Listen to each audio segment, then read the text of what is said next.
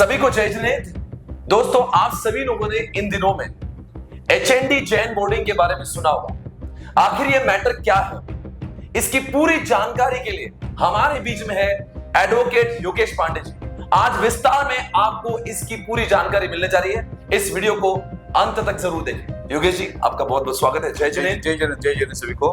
आपसे पूछना चाहेंगे सबसे पहला सवाल, आखिर ये मैटर क्या है? एचएनडी जैन बोर्डिंग पुणे, ये मैटर क्या है? देखिए, आपने इन विगत 2-3 सप्ताह में आपने देखा रहेगा कि काफी एक आंदोलन चल रहा है और यहाँ पे जो एचएनडी जैन बोर्डिंग है और हीराचंद जो 1958 में सेठ हीराचंद नेमचंद स्मारक ट्रस्ट के नाम से यहाँ पे जो बोर्डिंग बनी है और ये जो वालचंद हीराचंद जो ग्रुप है उनके द्वारा यहाँ पे एक जो सार्वजनिक न्यास जिसे हम कहते हैं पब्लिक ट्रस्ट, तो ये पब्लिक ट्रस्ट के द्वारा स्थापित किया गया एक छात्रालय बोर्डिंग है। यहाँ पे ये पूरा 3 एकड़ का क्षेत्र आप जो देख रहे हैं पूरा जी। और यहाँ पे एक 1008 भगवान श्री महावीर दिगंबर जैन मंदिर भी है जो काफी बढ़िया और विशाल जैन मंदिर है और वहाँ पे एक प्रतिष्ठित महावीर तीर्थम भगवान की एक प्रतिमा भी है। अभी क्या हुआ है कि ये जो पूरी भूमि है जो आप देख रहे हैं, लगभग यहाँ पे 230 से अधिक पेड़ पौधे हैं, यहाँ पे कुआं है और ये सब स्थान जो है यहाँ के जो ट्रस्टी है, ट्रस्टी गणों ने इसे बेच दिया है। अच्छा। मतलब आप जो देख रहे हैं ये जो मंदिर है ये बिक चुका है और 3 दिन पहले इसका सेल डीड भी हुआ, इसे गोखले बिल्डर को बेचा गया और उसी क्षण ये पूरी जगह ये मंदिर जी को मॉर्गेज किया गया है। मतलब ये पूरी स्थान यहाँ पे जो कुछ दिख रहा है उसके ऊपर बुल्डाना अर्बन बैंक और जो एक साउथ की एक पत्स संस्था है, उसके क्रेडिट सोसाइटी है, उनका एक मॉर्गेज डीड भी बन चुका है।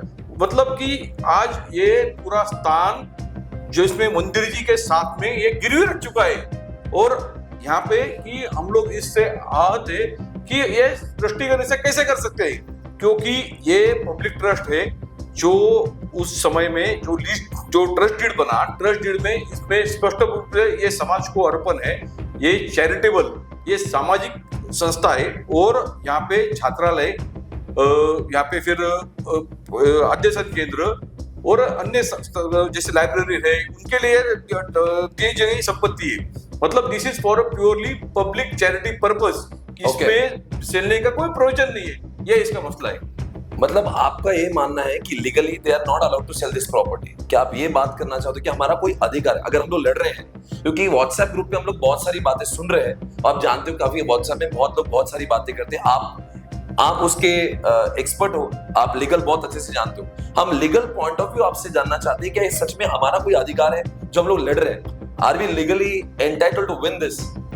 देखिए, यहाँ पे पब्लिक चैरिटी ट्रस्ट के द्वारा ये स्थापित पूरी जगह है, इन्हें सरकार से पूरे जो इनकम टैक्स से लेके सभी रियायतें मिलती है और एक बार जब एखादी संस्था पब्लिक चैरिटी के लिए बनती है तो this is made for public और इसके जो लाभधारक है वो जिसे हम बेनिफिशियरी कहते हैं। तो इसके जो बेनिफिशियरीज कौन कौन है, यहाँ पे जो छात्र, एक्स विद्यार्थी और यहाँ पे मंदिर जी में आने वाला श्रावक श्राविका, ये यहाँ पे जब आते हैं तो वो सब इसी के बेनिफिशियरी है। इस स्थान पे एक दान पेटियां है, 3 जगह पे रखी है, तो ये QR कोड से बकायदा दान भी लेते हैं। और अभी जो मंदिर का जो रिनोवेशन किया, जो हमारे जो साधर्मी लोग हैं उन्होंने जो चंदा इकट्ठा करके किया। अच्छा। तो तब आपने कुछ नहीं बोला और फिर आप बोलते हैं कि आपका इसमें अधिकार क्या है? तो बिल्कुल हमारा अधिकार है समझ करके यहाँ पे जो हमारे भारतवर्ष हिंदुस्तान के जितने भी जैन, दिगंबर जैन हो या फिर श्वेतांबर मुनि महाराज, सब काफी लोग आके, लगभग सभी आके गए यहाँ पे। मतलब आचार्य जो विद्यानंद जी महाराज रहे, हमारे विद्यासागर जी महाराज, सभी महाराज जी, मतलब यहाँ पे आने जाने का ये स्थान है। यहाँ पे आहारचर्या होती है, यहाँ पे पर्यूषण में कार्यक्रम होता है और ये एकमात्र स्थान ऐसा है कि जहाँ पे 18 दिन का पर्यूषण चलता है और यहाँ पे जो दिगंबर श्वेतांबर छात्र मिलके 18 दिन पे यहाँ पे पर्यूषण मनाते हैं। तो फिर इसमें आपका अगर कोई सवाल करता है कि आपका अधिकार क्या है, तो बिल्कुल अधिकार है, सवाल पूछने के भी अधिकार है और हम इसके याचक है।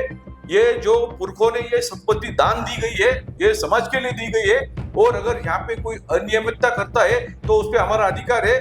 ये केवल आपके पूर्वजों ने दी, इसके लिए आप इसे कैसा भी करके ये करें, बिल्कुल नहीं चलेगा। ये समाज के लिए है और सामाजिक कार्य के लिए है और इसके ऊपर पूरा शासन का नियंत्रण है, जबकि ये पब्लिक ट्रस्ट है।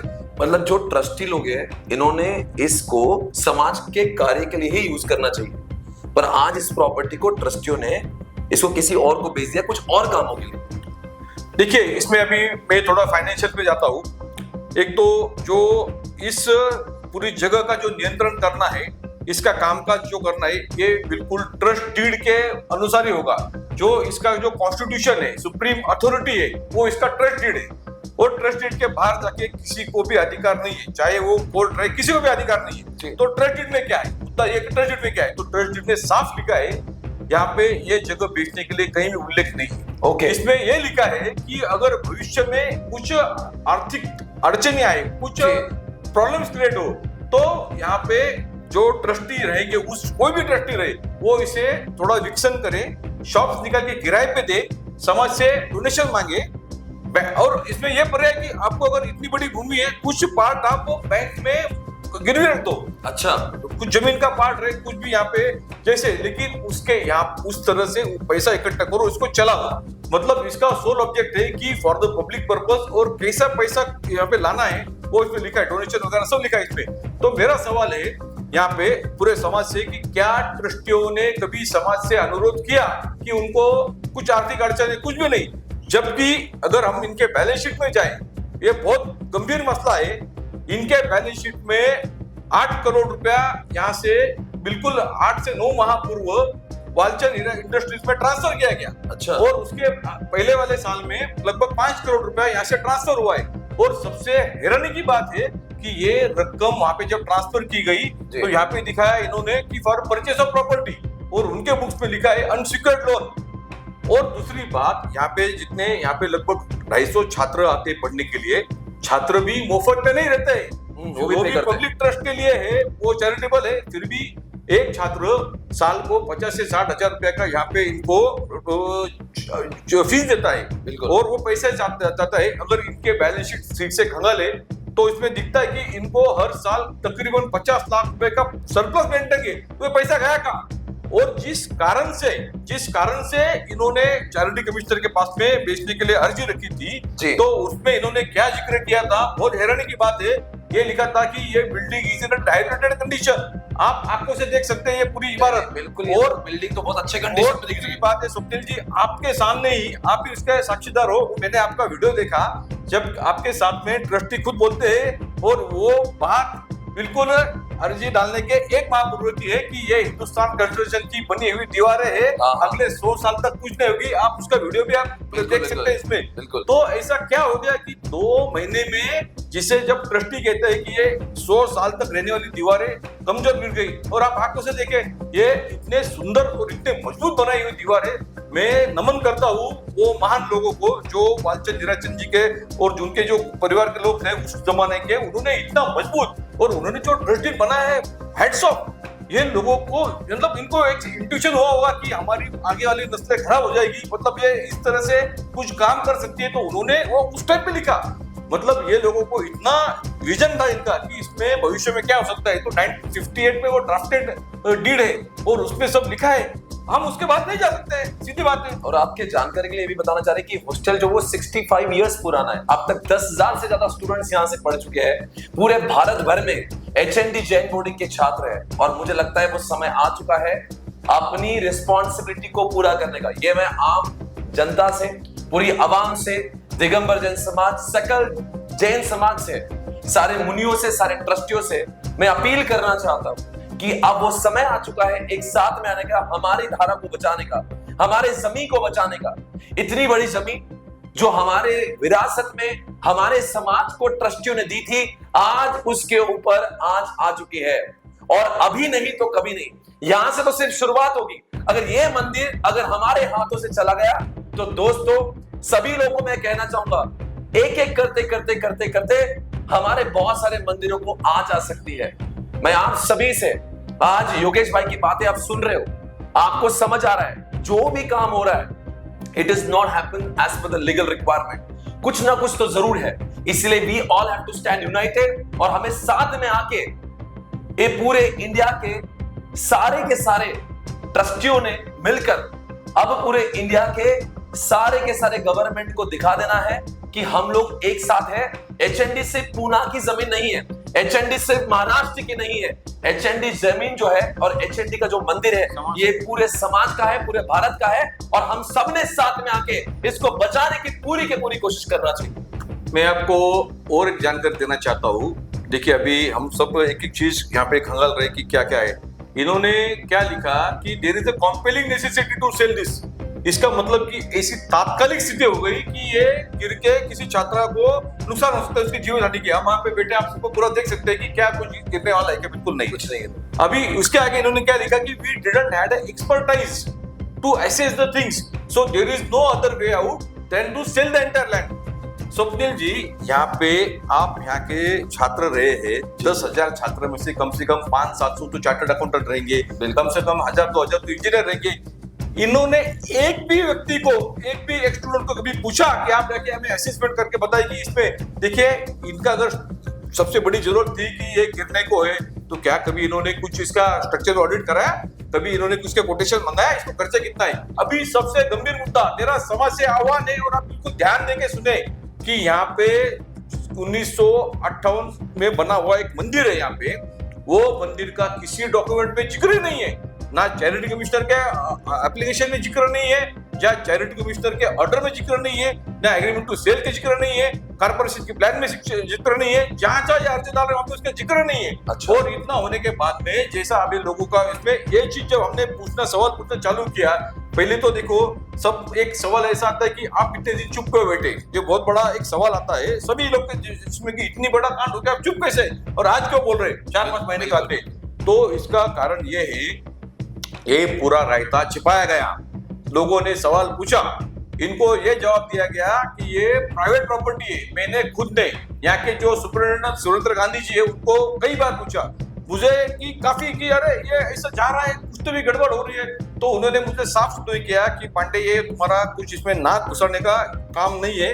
उन्होंने मुझे बकायदा 4 लोग सामने बोला कि आप इसमें क्यों नाक घुसा रहे हो, आपका क्या रोल है इसमें। मैं भी बोला क्या अपन क्या कर सकते हैं। बाद में कुछ यहाँ के जो छात्र हैं, जो आपके सब मित्र परिवार है, जैसे आपके जो एक्स एचएनडीएस है, वो मैं एज एडवोकेट मेरे पास में आए, मुझे बताया कि सर हमने 3 माह पूर्व हमने इसका ज्ञापन भी दिया था और ये सब गलत हो रहा है, लेकिन हमें इसका सपोर्ट नहीं मिल रहा है और हमको दबाया जा रहा है। कुछ छात्राओं को तो थ्रेटनिंग भी किया कि अगर आप इसको ज्यादा हाईलाइट करोगे तो आपके ऊपर में बहुत संकट आ जाएंगे, आप गायब हो जाओगे। यहाँ तक की बातें हुई, ऑन कैमरा है ये सब चीजें। हाँ बोला उन्होंने। जब मेरे पास में आए फिर हमने तुरंत जो हमारे जो राजू शेट्टी जी है, जो नानी का अपना जिनका आंदोलन ले रहे किसान नेता है, उनसे बात की। तो उन्होंने मुझे किया कि ताबड़तोड़ मेरे नाम से आप नोटिस दे दो, ये सब रुकाना चाहिए। और वहां से इसकी शुरुआत हुई, हमने डॉक्यूमेंट खंगालना चालू किया और हम शॉक हो गए कि इस तरह से होता है। फिर भी लोग भरोसा रखने को तैयार नहीं थे। मैं बोला अभी हमने करना क्या, तो आखिरी रास्ता समाज के सामने जाना चाहिए करके एक छोटा वीडियो बनाया 1.5 मिनट का, तो जो पूरे हिंदुस्तान ने देखा कि हमने अपील किया कि क्या हमारा जैन समाज इतना कमजोर है, जो जैन समाज, जो जैन धर्मीय भारतवर्ष में 30% टैक्स रेवेन्यू जमा करता है, उनमें इतनी शक्ति नहीं है कि एक ट्रस्ट की जगह। और आपको कहना चाहता हूँ, खुद गोखले ने पब्लिक डोमेन में कहा कि ये जमीन के खरीदी करने के बाद में मुझे यहाँ से 2500 करोड़ रेवेन्यू मिलने वाला है। मतलब जिस प्रोजेक्ट में गोखले जी को टेंडर लेने के बाद में 2500 रेवेन्यू मिलने वाला है, उसमें पुणे में तकरीबन 10,000 बिल्डर है, कोई पार्ट नहीं लेवे। ये कौन सा चमत्कार है भाई।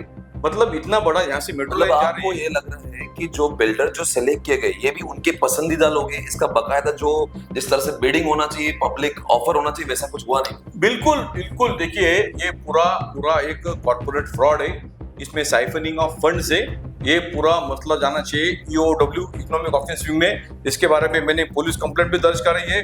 पुलिस खेल चाल चल रहा है क्योंकि इसमें काफी बड़े बड़े लोग इन्वॉल्व है। अभी मेरा एक बहुत बड़ा सवाल रखना चाहता हूँ मैं पूरे समाज के सामने, और इसका जवाब ट्रस्टी देवे, वो अभी तक सामने आने को तैयार नहीं है। सब मानो कि ये बिल्डिंग गिरने को है, सब कुछ मानने हमें, हर चीज उनका सही है, तो उनकी रिक्वायरमेंट क्या थी। मेरा सवाल है, ध्यान रखना, इनकी रिक्वायरमेंट क्या थी। इनको गोखले से मिलने वाले 230 करोड़ रुपए, वो तो एफडी में चले जाएंगे।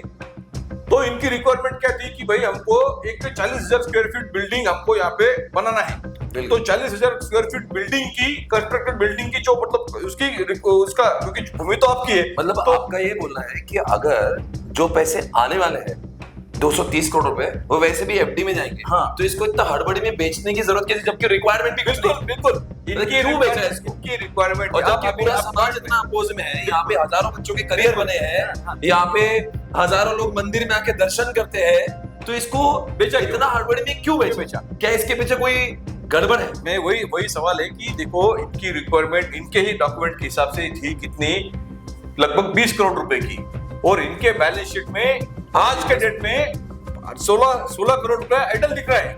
योगेश जी, मैं आपको एक सवाल पूछना चाहता हूँ। अभी सुना है कि कुछ दिनों पहले इनका सेल डीड हो चुका है, क्या अभी भी आपको लगता है? क्योंकि मैंने ऐसा सुना कि सेल डीड तो हो गया, अब तो कुछ बचा नहीं, क्योंकि लोग कह रहे हैं व्हाट्सएप पे जो हम लोग पढ़ते हैं, आपको आज खास इसलिए बुलाया ताकि लोगों को आप बताएं कि भाई सेल डीड हो गया है, तो हम लोग क्या ही साथ में हैं, वैसे भी तो कुछ बचा नहीं है।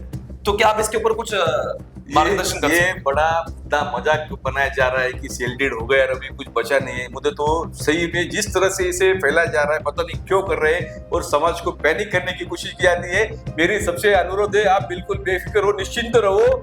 आज भी देश में संविधान जीवित है, कानून जीवित है। अच्छा। और मैं आपको कहना चाहता हूँ आपके माध्यम से सभी को कि आप बिल्कुल निश्चिंत रहे, ये कुछ नहीं कर पाएंगे। आपको बोलता हूँ कि यहाँ के छात्रों ने एक रिट पिटीशन फाइल किया था बॉम्बे हाई कोर्ट में। जी। उसकी डेट थी हियरिंग के लिए 9 तारीख को, अपने 9 अक्टूबर को, और उसकी इनको नोटिस दी गई लगभग 2 या 3 अक्टूबर को। इनके एडवोकेट वहां पे हाजिर हुए, इनका कैविट भी है, तो उनको पता था कि लीगल डिस्प्यूट है वहां पे। इसके बावजूद उन्होंने क्या किया स्वप्निल जी, इन्होंने 6 तारीख को इनका रिप्लाई आ गया, 6 या 7 तारीख को, और इन्होंने 8 तारीख को सेल डीड बना दिया। मतलब इनका रिप्लाई कोर्ट में फाइल होने के बाद में, वो भी हाई कोर्ट में, और दूसरे दिन ये पूरा जगह बेचने का सेल डीड बना दिया। और यही नहीं रुके, इमीडिएटली इसको गिरवी भी रख दिया। Section 52 of Transfer of Properties Act वो कहता है कि when you are aware about the legal dispute, despite that if you, अगर कोई सेल डीड बनती है, कोई कॉन्ट्रैक्ट बनता है, तो उसको कोई वैलिडिटी रहती है, वो लिस्ट प्रिंटर्स वो, क्योंकि वो पूरा, अगर ये पूरा मसला अगर उनके अगेंस्ट में चला गया, वो तो होना ही होना है, तो वो पूरे के पूरे डॉक्यूमेंट चले जाएंगे, हर चीज कोलैप्स हो जाएगी। मुझे तो यह समझ में नहीं आ रहा है कि बैंकों ने ऐसे डिस्प्यूटेड मामले में, जबकि तो क्या बैंकों ने ड्यू डिलिजेंस नहीं किया? जिसके बारे में पिटीशन चालू है, नोटिस है, उनका रिप्लाई है, या तो इन्होंने बैंकों को गुमराह किया, या फिर बुल्डाना अर्बन बैंक की स्थिति, मतलब ये आउट ऑफ है, इनको परमिशन कैसे इनको फाइनेंस करने की, और मंदिर गिरवी रह रहे हैं, अभी शर्म नहीं आती आपको?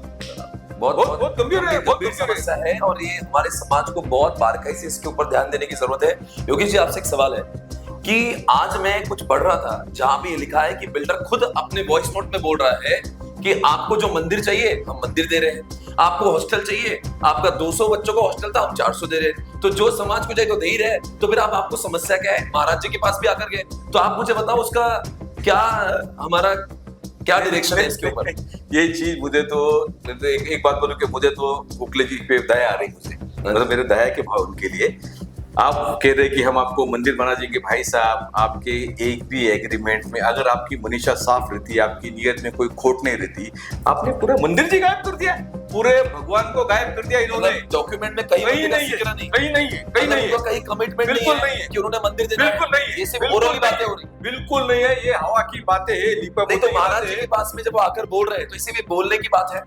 ये देखो, कल मुझे एक लेटर वायरल हो रहा था, जिसे कुछ HND बोर्डिंग ट्रस्ट के ऊपर एक लेटर है, और कुछ पॉइंट लिखे, उसमें चकर जोशी जी का एक डिजिटल सिग्नेचर है, और उसपे गोखले का एक इनिशियल है, और उसके ऊपर लिखा है कि कुछ मंजूरनामा या फिर कुछ अंडरस्टैंडिंग ऐसा कुछ लिखा है कि हम यहाँ पे मंदिर। ये क्या किराना दुकान है कि आप कुछ चावड़ी पे बैठ के, आप रास्ते पे बैठ के कुछ नेगोशिएशन कर रहे हैं? अरे जब इतना बड़ा कॉन्ट्रैक्ट कर रहे हैं, इतना बड़ा आप कर रहे हैं, उसमें देखा नहीं, यही तो नहीं जाना, तो इतने भी सरकारी डॉक्यूमेंट से कहीं भी मंदिर जी नहीं है। इन्होंने प्लॉट्स के अमल कमीशन कराए, इन्होंने दुनिया भर के इन्होंने कॉर्पोरेशन में, और ये पूरी व्यवस्था जिम्मेदार रहेगी। इनको अगर इसकी सही न्यायिक इंक्वायरी हो ना, तो पूरे अफसर जेल में जाएंगे।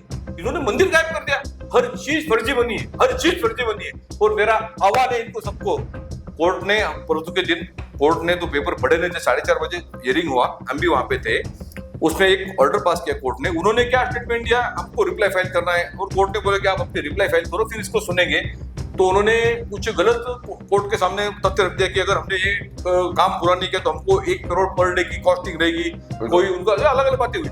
हमने कोर्ट से विनती की कि एटलीस्ट एक चीज का प्रोटेक्शन दो कि outcome of this petition will be binding on all the parties. Court ने वो उससे स्वीकार किया। हाईकोर्ट ने क्या कहा कि ठीक है, यहाँ पे जो भी कार्य करना है, लेकिन ये जो डिसीजन के अंदर में सीमित रहेगा, मतलब आपके ऊपर बाइंडिंग रहेगा।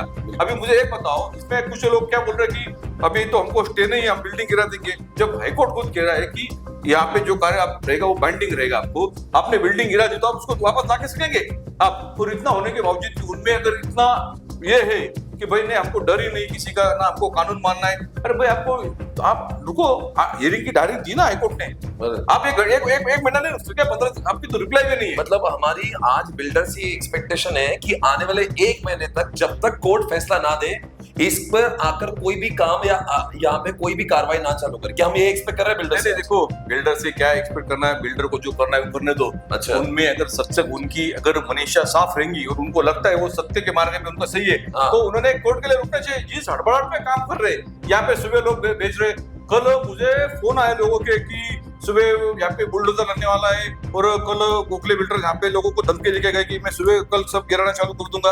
अरे भाई ये क्या है? आप स्टेटमेंट दो ना, आप ऐसा नहीं कर रहे। अगर आप अगर कह रहे कि हमने ऐसा नहीं किया, ये सब गलत है, तो आप आके बोलो पब्लिकली कि बिल्कुल मैं भी सत्य के मार्ग पे हूँ। और मेरा तो उनको आह्वान है इस आपके मंच से कि आप सामने आओ, ट्रस्टियों को लाओ, और फिर हम बात करेंगे।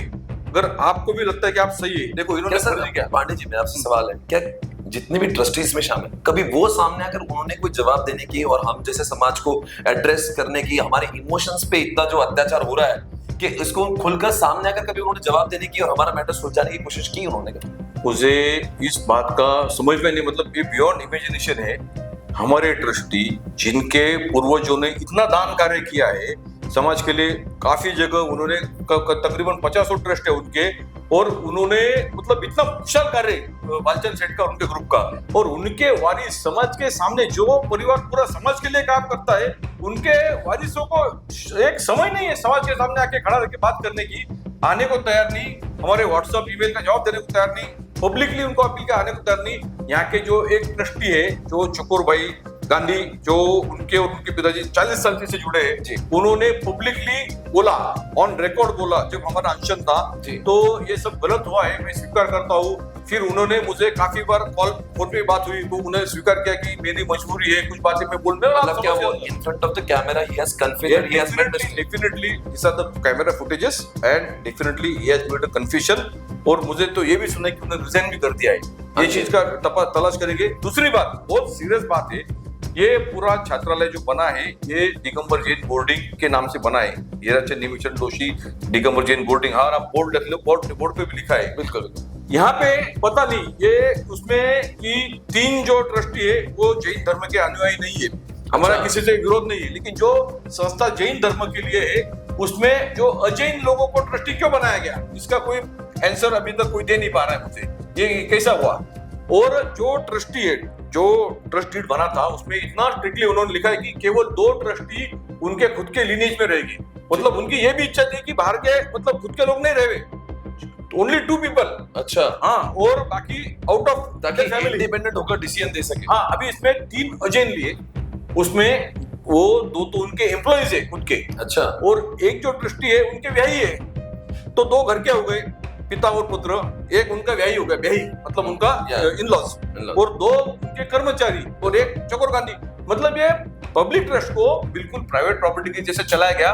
अभी मेरा और एक बहुत बड़ा गंभीर सवाल है आपको और सभी के जिसमें आना चाहिए माइंड में, पूछना कि चैरिटी कमिश्नर जो धर्मदाय बोलते हैं, उनको इतने वाइड पावर्स है, उन्होंने इतना without any inspection, without documented verification, without financial checking, audit report, उन्होंने 2 महीने में परमिशन दी। जो चैरिटी कमिश्नर कार्यालय चेंज रिपोर्ट के लिए 6 महीने से 2 साल लगाते हैं, जो ट्रस्ट के काम करते हैं उन्हें पता है क्या हालत है।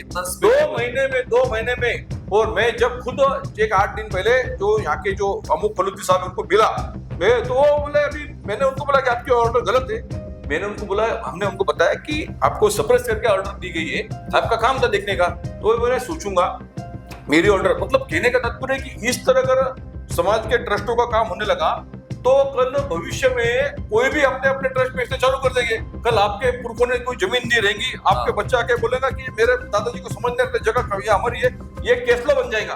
क्या आप चाहते हो कि एचटी केस लॉ बने और हमारे जैन धर्मियों की इतनी संपत्ति है, इतने पूरे पुराने प्रॉपर्टीज है, इस तरह से बेचने लगे ट्रस्टी। ये तो बेशर्म की हद है। और समाज करके आप लोगों ने, और मेरी दूसरी जितने भी हमारे जो मुनि है, मुनि संघ है, मेरी उनको हाथ जोड़ के उनको मैं एक विनंती रखता हूँ, एक प्रार्थना रखता हूँ, एक याचना करता हूँ कि ये जिन धर्म पे संकट है, ये कोई हमारा किसी का व्यक्तिगत मामला नहीं है। इस तरह से साक्षात भगवान की मूर्ति बेची जा रही है, भगवान की साक्षात, ये बिक गई है मूर्ति। बिल्कुल मैं गलत नहीं कह रहा हूँ। और दूसरी चीज ध्यान में रखो, इसे गिरवी में रखा है, ये पहली बार हुआ है भारतवर्ष में। जो हमारे आदिनाथ का, ऋषभनाथ का जो भारत है, उसमें उनको, उनके पूरे लिनेज में जो 24 तीर्थंकर है, उनको गिरवी रख चुका है इनको। और हम हमारे जब ये पुणे में हम देख रहे हैं, अभी लोगों को मालूम नहीं, कुछ बोलते हैं आपका क्या रोल है, आपका क्या संबंध है, कुछ क्या है। अरे भाई पूरा ये तो रोल हर कोई इंसान जो भारत में या भारत के बाहर जो अपने आप को जैन मानता है, अगर आपको इस बात से अगर आहत नहीं पहुंच रही है, तो सच में अब अपने आप से सवाल पूछने का टाइम आया कि हम लोग सिर्फ कहने के लिए जैन हैं। ये जो बात है बहुत गंभीर है, बहुत सेंसिटिव है। मैं और पांडे जी और पूरा आई थिंक पूरा भारतवर्ष जो दिगंबर जैन समाज है, हम सबसे ये अपील करते हैं कि हमने इस कार्य में जुड़ना चाहिए। हम चाहते हैं कि पूरा समाज एक साथ में आए और जन आंदोलन में शामिल हो जाए। बिल्कुल, देखिए हमें शीघ्र अतिशीघ्र कानून की लड़ाई चलती रहेंगी, कानून में हम लड़ेंगे, सब चीजें चलती रहेंगी। लेकिन अभी ये मसला केवल कानून का इतना लिमिटेड नहीं है, हमें इसे एक व्यापक जन आंदोलन बनाना पड़ेगा। और हमें रास्ते भी की लड़ाई, आप शीघ्र अतिशीघ्र जो भी हम लोग इसके लिए काम कर रहे हैं, जितने भी कृति समिति है, जो समाज के शीघ्र करने, मुनि संघ है, महाराज है, केवल दिगंबर नहीं तो पूरा सकल जैन समाज है पुणे का, अभी शीघ्र यहाँ पे मीटिंग भी आयोजित कर रहे हैं। सब मिलके एक तय करें और हम रास्ते पे उतरे, सवाल कीजिए सरकार को कि आप ऐसा नहीं कर सकते हो। देखिए हमारी बात 100% सत्य है, हमारा ये आस्था का केंद्र है, ये बिल्कुल गलत तरीके से इसको हत्याने की, इसे कहते हैं माफिया लैंड ग्रैबिंग। मैं फिर से कहता हूँ, this is a land grabbing, you can't do this, आप ऐसा नहीं कर सकते हो। और अगर आप ऐसा करने चाहे तो आप हमें कमजोर मत समझिए। हम यहाँ के जो हम क्षत्रिय है और हम जैन समाज जो है, हम अहिंसक है, हमारे अहिंसा में इतनी ताकत है कि आप इसके एक ईंट को भी हाथ नहीं लगा पाएंगे। आप बल के ऊपर लोगों को डराया जा रहा है, लोगों को बुलडोजर, यहाँ पे पुलिस भेजी जा रही है, पुलिस के द्वारा यहाँ पे लोग रो रहे हैं, महिलाएं पे फोन आ रहे, वो सब परेशान है। और हमारी आस्थाओं को आप ऐसा, मैं ये आपके माध्यम से बताना चाहता हूँ कि अगर ऐसा हुआ तो आपको पहला बुलडोजर हमारे शरीर पे से चलाना पड़ेगा, अपने सबके शरीर पे से। यहाँ पे आज 200 लोग बाहर बैठे हैं, 200 भाविक रात को, क्यों ऐसी नौबत मारे आपको? क्यों? उनका गुनाह क्या है? उनका क्या गुनाह है? उनका केवल कि जो भगवान पे आस्था रखते हैं, जैन मंदिर में आते इसलिए, और आपके उसमें सत्ता इसलिए, ये बिल्कुल चलेगा नहीं। और ये पूरे समाज ने ये पूरा समझ लो, पूरे मसले को पूरा ये क्या चल रहा है। और अगर आप जैन धर्म के अनुयायी हो और आप जिनेंद्र भगवान पे आस्था रखते हो, तो ये आपकी जिम्मेदारी है।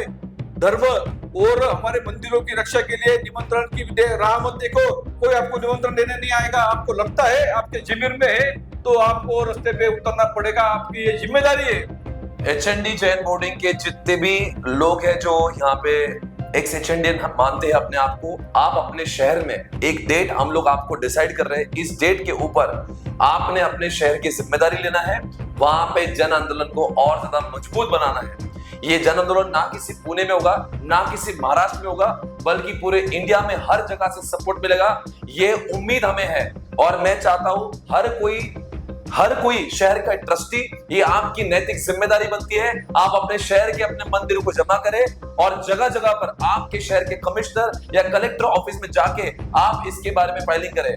भैया मैं क्या समझ सकता हूं कि एक बहुत ही जल्दी हम लोग इसका डेट अनाउंस करेंगे, और वो डेट अनाउंसमेंट पे हम एक साथ में पूरे भारत में हम लोग सब मिलकर अपने शक्ति का प्रदर्शन करेंगे और बताएंगे कि आखिर पूरे सकल जैन दिगंबर समाज में कितनी बड़ी ताकत है, आखिर पूरे जैन समाज में कितनी बड़ी ताकत है।